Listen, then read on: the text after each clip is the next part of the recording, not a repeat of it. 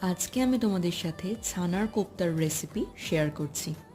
প্রথমেই ছানাটাকে নুন, হলুদ, জিরে গুঁড়ো আর অল্প পরিমাণে চিনি দিয়ে খুব ভালো করে মেখে নিয়ে চ্যাপ্টা চ্যাপ্টা আকারে শেপ করে নিয়েছিলাম। এরপর রিফাইন্ড অয়েলে ছানাগুলোকে খুব ভালো করে ফ্রাই করে নিলাম। এরপর কেটে রাখা আলুটাকে হলুদ দিয়ে ফ্রাই করে নিলাম।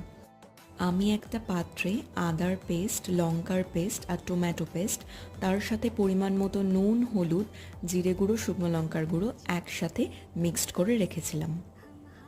ওই মিক্সিংটাকে তেলের মধ্যে দিয়ে তার সাথে একটু টমেটো সস দিয়ে খুব ভালো করে মশলাটাকে কষিয়ে নিতে হবে। এরপর ভেজে রাখা আলুগুলোকে মশলার মধ্যে দিয়ে খুব ভালো করে কষিয়ে নিয়ে জল দিয়ে দিতে হবে আলুগুলো সিদ্ধ হওয়ার জন্য। এরপর ঝোলের মধ্যে ছানার কোপ্তাগুলোকে দিয়ে ওপর দিয়ে ঘি, গুঁড়ো গরম মশলা, সামান্য চিনি দিয়ে নামিয়ে নিলে তৈরি ছানার কোপ্তা কারি।